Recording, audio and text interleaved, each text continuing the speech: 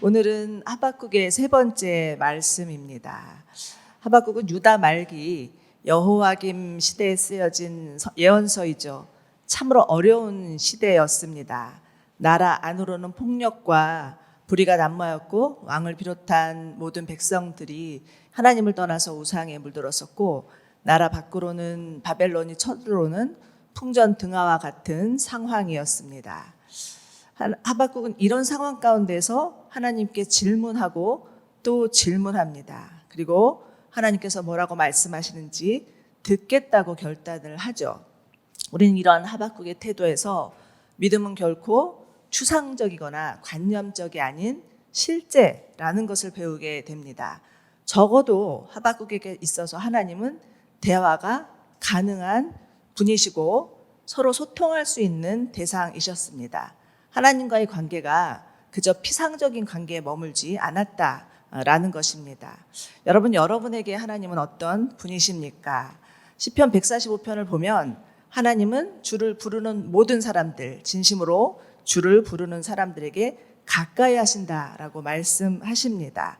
진실로 그렇습니다. 하나님은 저 멀리 계셔서 만나 뵙기 어려운 분도 아니고 이 세상에 일어나는 모든 일에 무관심한 분도 아니시고, 하나님을 찾는 자를 찾아주시고 가까이 하는 자를 가까이 하시는 그런 하나님이심을 믿으시며 그 하나님께 나아가시는 은혜가 있기를 간절히 바랍니다.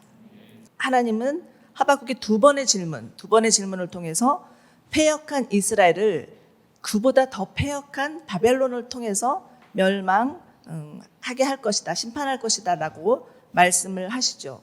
그러나 그 바벨론 또한 결국은 하나님의 심판을 면치 못하게 될 것이라는 말씀이 오늘 말씀입니다. 오늘 말씀 본문을 보시면 바벨론에 임할 5가지 재앙에 대해서 말씀해 주시고 계시는데, 먼저 눈여겨야 될 구절이 반복되고 있는 구절이 화 있을 것이다 라는 구절입니다. 이 화 있을 것이다 라는 구절은 무려 5번이나 반복되고 있습니다. 이처럼 동일한 구절이 반복되는 이유는 하나님의 그만큼 바벨론에게 화가 나 계시다라는 것을 알 수가 있고요. 반드시 하나님께서 말씀대로 바벨론을 심판할 것이다라는 것을 강조하기 위함이었습니다. 자, 이제 바벨론에게 임할 5가지 재앙에 대해서 좀 먼저 살펴보기를 원하는데요. 6절을 한번 보시기 바랍니다. 6절을 보시면 첫 번째 재앙의 대상이 나오는데, 그 첫 번째 재앙의 대상은 자기 소유가 아닌 것으로 부유케 된 자들입니다. 이들은 자기보다 힘이 약한 사람이나 나라들을 무참히 짓밟고 일어선 약탈자라고 말할 수 있습니다. 그런데 하나님은 이런 일이 언제까지 얼마나 더 계속되겠느냐라고 반문하십니다. 여러분, 당시 바벨론의 권세는 하늘에 나는 새도 떨어뜨릴 만한 권세였습니다. 그러나 그것은 주변에 있는 모든 약소 국가들을 약탈하여서 얻어낸 권세였습니다. 그렇지만 하나님은 지금 이렇게 질문하신 것처럼 그렇게 세도를 부리던 그 바벨론을 심판하십니다. 결국은 바벨론도 역사의 뒤안길로 사라지게 되죠. 자, 두 번째 대상 보십시오. 두 번째 대상은 9절입니다. 부당하게 취한 것으로 자기 집을 축제하는 사람들, 즉 부정축제자들입니다. 당시 바벨론의 성은 매우 화려하고 견고한 성이었습니다. 얼마나 견고하고 아름다운 성이었는지 100년이란 세월이 지나서 세계를 제패하려고 했던 그리스의 그 알렉산더 대왕도 그 성을 보고 감탄하면서 자기의 그 나라의 수도로 삼으려고 했을 정도였습니다. 그러나 이 바벨론의 견고하고 아름답고 한 화려함은 모든 주변의 나라들을 폭력으로 제압하고 그래서 착취해서 얻어낸 결과물이었다라는 것입니다. 자, 한번 10절을 다시 보십시오. 하나님이 이렇게 말씀하십니다. 내가 여러 나라들을 멸망시키려고 계획한 것이 내 집안에 수치를 불렀고 내 영혼에 죄가 됐다라고 말씀을 하십니다. 실제로 다니엘서를 보면 느부갓네살 왕, 바벨론의 왕이죠. 느부갓네살 왕이 자신도 언젠가는 똑같은 일을 당할 수도 있다라는 불안감 때문에 결국은 실련이나 정신질환을 앓았다라는 기록이 나오고 있습니다. 자, 세 번째 대상 보십시오. 세 번째 대상은 12절에 피로 성을 짓고 죄악으로 도시를 세우는 사람들입니다. 성경에서 성, 시티, 영어로는 시티라고 표현하고 있는데요. 성은 하나님 없이 자신들의 세상을 이루고자 하는 도시 문명을 말합니다. 창세기로 보면 최초의 성을 세운 사람은 가인이었고요.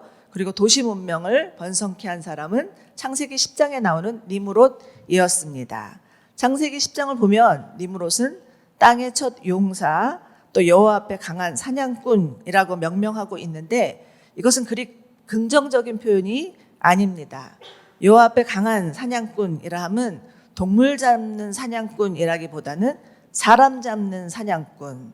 우리나라 옛날 사극을 보면 추노라는 그런 역할을 할 사람들이 나죠. 그런 것입니다. 그랬을 가능성이 있다라는 것입니다. 니므롯은 아마도 사람을 사냥하여서 바벨 또 아수르 같은 도시를 건설하였고 급기야는 자신의 명성을 내고 자기 이름을 높이려고 한 결과 결국은 하나님의 진노를 당하게 되죠. 11장에 나오는 바벨탑, 그 바벨탑 사건은 정말 하나님을 대적하여서 하나님처럼 높아지려고 했던 그러한 그 바벨론 도시의 그 심판이었습니다. 여러분, 추락하는 데는 날개가 없다라는 말 있죠? 소설이었나요? 영화였나요?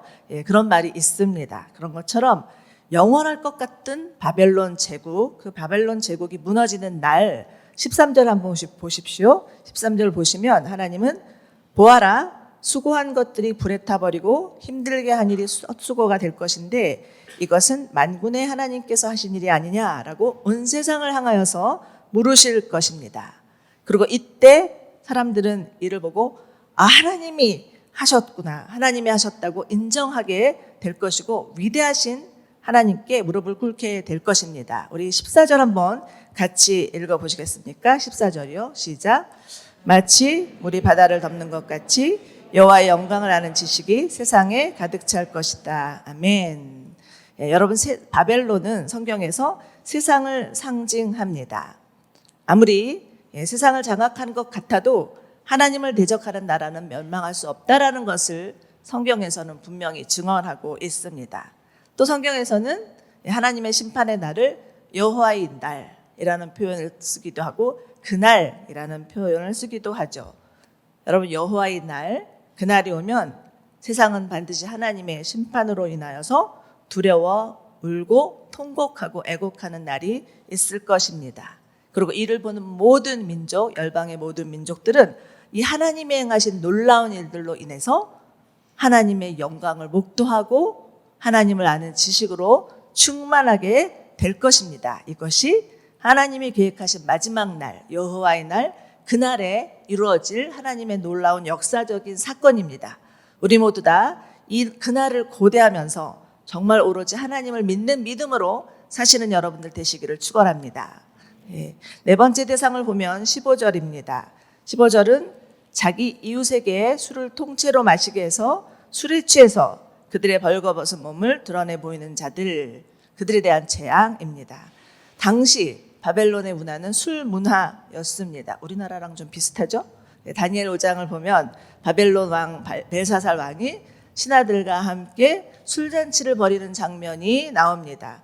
그들은 예루살렘에서 뺏어온 은그릇을 가지고서 자신들이 마시는 술잔을 만들고 왕, 귀족, 왕비, 후궁 다 할 것 없이 술에 만취되어서 즐기고 노는 장면이 나오고 자신들이 만든 우상을 찬양하는 장면이 나오지만 하나님은 그것을 절대 그냥 두고 보지 않으셨습니다. 하나님께서 하나님의 진노의 포도주 잔, 그 잔을 돌리시면서 그들에게 수치를 당하게 하는 사건이 나오는데 결국 바벨론은 메대와 바사에 의해서 두 동강이가 나버리게 됩니다. 자, 이제 17절을 보시면 이런 구절이 나옵니다. 너희가 레바논에게 행한 폭력, 특별히 동물들에게 행한 폐해에 대해서 심판하시겠다라는 말씀이 나오고 있습니다. 바벨론 성을 만드는 주 재료는 레바논의 백향목이었습니다. 성경에 보면 레바논의 백향목이라는 그 구절이 많이 나오죠. 백향목은 위로 쭉쭉 뻗어 올라가는 그 나무였기 때문에 성전의 기둥으로 쓰기에는 아주 제격이었습니다. 그러나 무차별한 벌목, 성전을 짓기 위해서 무차별하게 벌목함으로 말미암아 백향목 숲에 살고 있던 동물들이 결국은 갈 곳을 잃어버렸다. 이런 것을 말씀하고 계시는 거죠. 이것은 즉 동물 학대였고 동물에 대한 폭력이었습니다.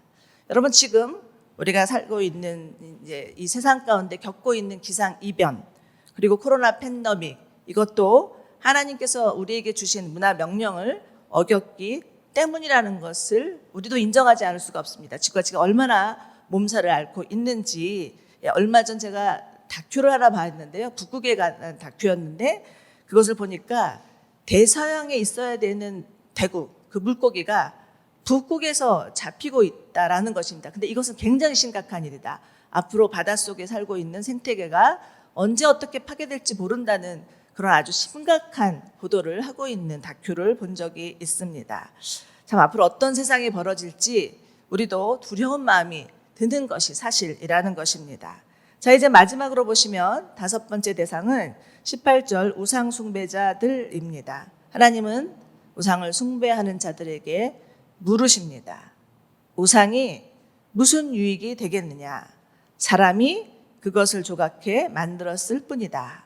녹여 만든 신상도 거짓말을 가르치는 스승일 뿐이다. 이렇게 우상에 대해서 적나라하게 지적하고 계십니다. 19절 하반부를 보면 그것은 금과 은으로 덮여 있을 뿐 그 안에는 생기란 전혀 없다라고 말씀하십니다. 당시 바벨론에 주시는 말뚝신이라고 하더라고요. 그런데 각 도시마다 그 신을 섬기는, 우상을 섬기는 신전들이 얼마나 많았는지 곳곳마다 우상 천지였다라는 것입니다. 하나님은 우상의 허구성을 적나라하게 지적하시면서 우상은 단지 사람이 만들어낸 신이라는 것입니다. 아주 신랄하게 지적을 하고 계시죠.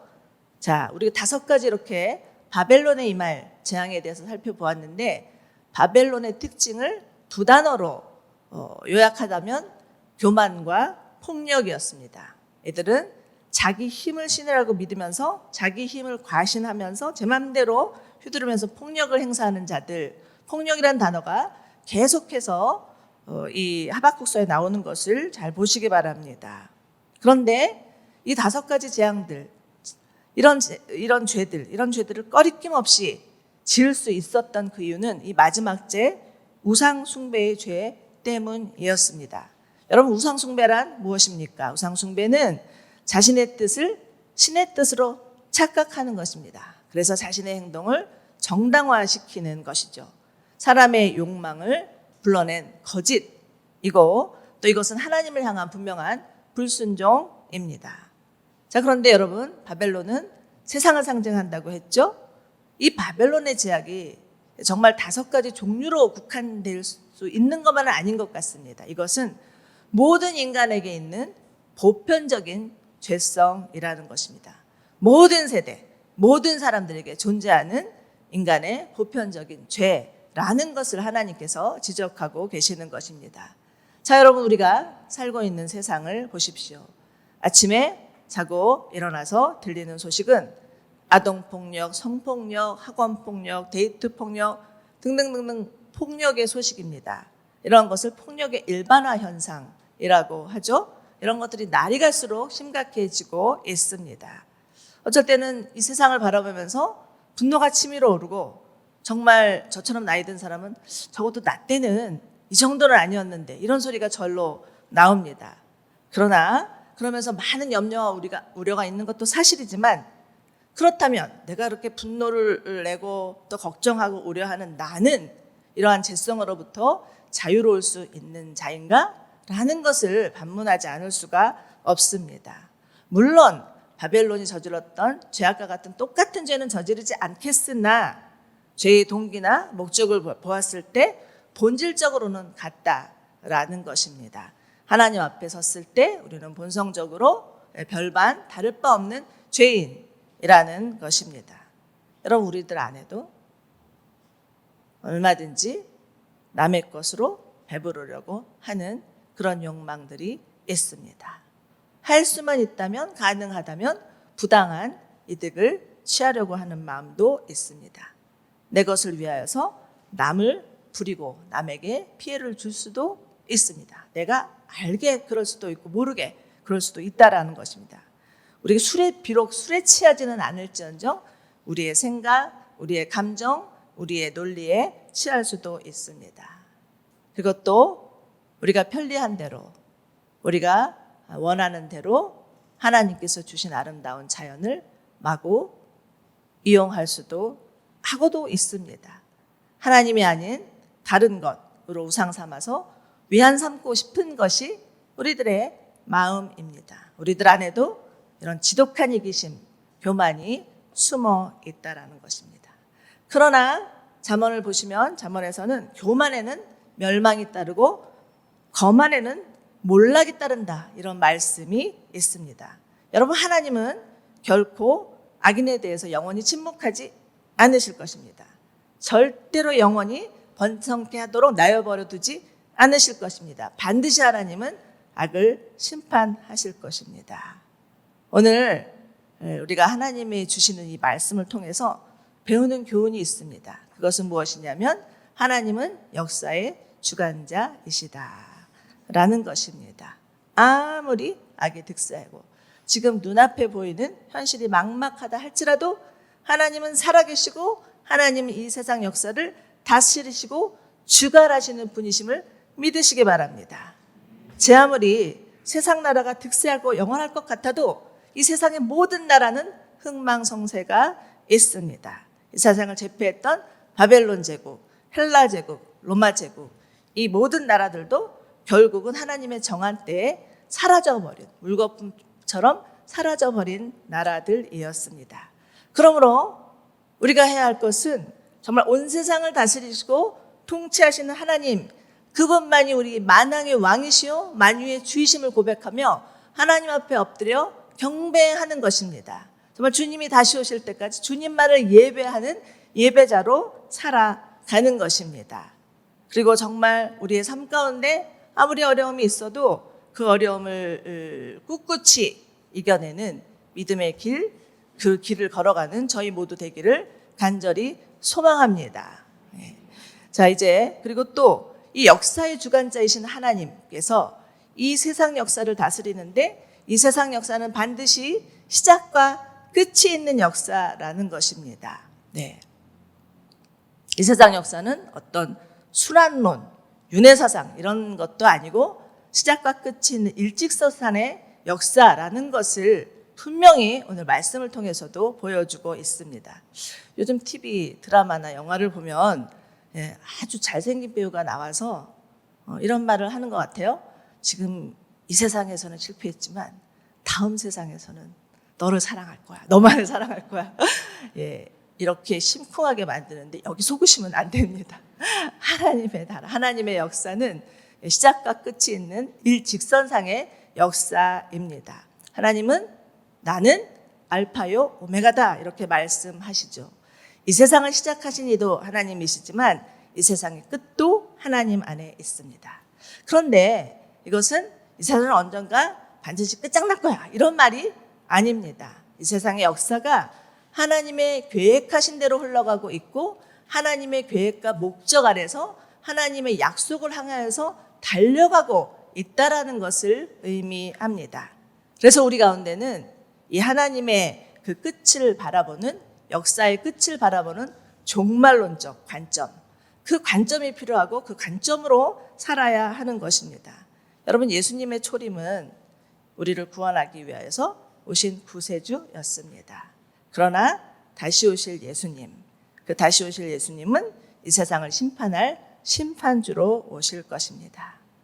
부활하신 예수님께서 승천하시면서 제자들에게 하신 말씀은 너희가 본 그대로 내가 올 것이다 라고 말씀하셨습니다. 예수님은 반드시 약속하신 대로 이 세상에 다시 오실 재림주이십니다. 그렇기 때문에 우리는 정말 주 예수여 다시 오시옵소서, 마라나타 주 예수의 오시옵소서라고 주님을 기다리는 주님의 신부로 살아가야 합니다. 그리고 이 땅에 살아갈 때 종말을 사는 그리스도인의 태도는 이 세상이 연연하지 않는 것입니다. 고린도후서 4장 17절을 보면 이런 구절이 있습니다. 우리가 잠시 당하는 가벼운 고난은 그것 모두를 능가하고도 남을 영원한 영광 우리에게 주실 것입니다 라는 구절이 있습니다.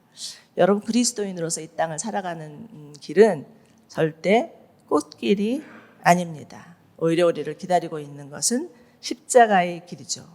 예수님도 제자들을 향해서 너희는 내 이름 때문에 모든 사람들에게 미움을 받을 것이다. 그러나 끝까지 견디는 자는 반드시 구원을 얻을 것이다 라고 말씀해 주셨습니다. 여러분, 종말의 때가 다가오면 다가올수록 사단은 정말 우는 사자처럼 기승을 부리면서 두루다니면서 삼킬자를 찾을 것입니다. 날이 갈수록 교회에 대한 오해와 핍박은 더 가중될 수도 있고 점점 신앙생활 하기 어려운 시대가 올지도 모릅니다. 어쩌면 지금 우리가 겪고 있는 코로나 시대, 정말 한 번도 상상해보지 못했던 이 시대를 겪으면서 이것은 앞으로 다가올 고난의 전조가 아닌가라는 생각마저도 들기도 합니다. 그렇지만 여러분, 이 고린도후서 4장의 말씀처럼 잠깐의 고난은 영원한 영광에 좋게 비교할 수 없음을 믿으시기 바랍니다. 우리 사랑하는 주님과 함께 십자가의 길을 꿋꿋이 걸어가시는 저와 여러분 되시기를 축원합니다. 자, 이제 바벨론에게 임할 재앙, 그 재앙을 하나님께서 폭풍처럼 쏟아내셨는데 그 결론은 20절입니다. 우리 20절 한번 보죠. 20절 한번 같이 읽어볼까요? 시작. 그러나 여호와는 거룩한 성전에 있다. 온 땅은 그분 앞에 잠잠하라. 아멘. 하나님은 하늘과 땅의 통치자이십니다. 온 우주 만물은 다 하나님께 속했고 하나님으로 말미암지 않고는 그 어떤 것도 존재할 수 없습니다. 그리고 하나님은 어디에나 계신 분이십니다. 그러나 하나님께서 우리와 함께 하기 위해서 친히 이 세상에 오셨고 우리 가운데 거하시며 우리의 처소가 되시겠다고 말씀하시는 것입니다. 그리고 우리를 성전 삼아 주셨죠. 그리고 우리 성전이 우리 가운데 거하시면서 하나님이 마지막으로 하는 말씀은 그분 앞에 잠잠하라. 하나님 앞에 잠잠하라. 이렇게 말씀하십니다. 여러분, 우리가 막 움직이고 활동하고 있을 때는요, 우리의 영적 상태를 잘 알지 못할 수도 있어요. 아는 것 같아도 모르고 그렇습니다. 그러나 하던 일을 멈추고 하나님 앞에 잠잠히 있을 때 하나님이 누구신지 자신이 어떠한지 깨닫게 됩니다. 우리를 향한 하나님의 사랑, 그 세밀하고 진실하신 사랑도 느낄 수 있고 정말 우리가 하나님을 신뢰하고 있는지 그것도 점검해 볼 수 있고 우리 안에 있는 불평이나 불만이나 불신들, 두려움들도 드러나게 되는 때가 하나님 앞에 잠잠히 머물러 있을 때입니다. 그렇지만 여러분, 하나님은 사랑과 공의의 하나님이십니다.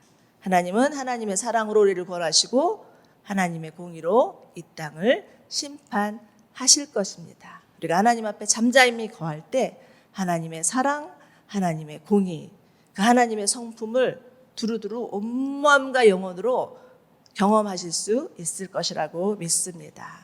자, 이제 말씀을 마치려고 하는데요. 말씀 마치기 전에 시편 37편 1절에서 3절 한번 같이 읽었으면 좋겠습니다. 이 말씀이 이 종말의 때를 살아가고 있는 우리 그리스도인들에게 주시는 하나님의 겉면의 말씀이라는 생각이 듭니다. 우리 같이 시편 37편 1에서 3절 읽겠습니다. 시작. 악을 행하는 사람들 때문에 초조해하지 말고 죄악을 행하는 사람들을 부러워하지 마십시오. 그들은 풀처럼 곧 시들 것이요 채소처럼 말라버릴 것이요 여호와를 신뢰하고 선을 행하십시오. 그러면 이 땅에서 살게 되고 먹을 걱정이 없을 것입니다. 또한 여호와를 기뻐하십시오. 그러면 그분이 당신 마음의 소원을 이루어 주실 것입니다. 아멘. 사랑하는 여러분, 우리가 살고 있는 이 세상은 우리가 생각하는 것처럼 만만치 않습니다. 너무나 많은 불의도 있고 부조리도 있고 그리고 폭력도 난무하고 점점 갈수록 세상은 더 악해질 수 있습니다. 그리고 우리가 열심히 노력한 만큼 그 노력의 결과를 얻을 수 없기도 합니다. 그러나 그렇다고 해서 염려하지 마시기 바랍니다. 초조해 하시지도 마시기 바랍니다. 그리고 악인이 득세하는 것을 바라보면서 부러워하지도 마시기 바랍니다. 비록 내일 지구가 멸망한다 할지라도 오늘 사과나무 한 그루를 심는 심정으로 우리에게 주어진 최선의 삶을 살아가시는 여러분들 되시기를 바랍니다. 어떤 상황 가운데서도 하나님은 우리와 함께 하심을 믿고 하나님을 끝까지 신뢰하면서 꿋꿋이 묵묵히 우리 가운데 주신 그 믿음의 길을 걸어가시는 저와 여러분이 되시기를 소망합니다. 하박국의 주제는요, 의인은 믿음으로 말미암아 살리라, 이것입니다. 이 하박국의 고백이 우리 모두의 고백이 되기를 축원합니다. 우리 옆에 분에게 한번 격려해 주시겠어요? 의인은 믿음으로 말미암아 살리라. 의인은 믿음으로 말미암아 살리라. 아멘.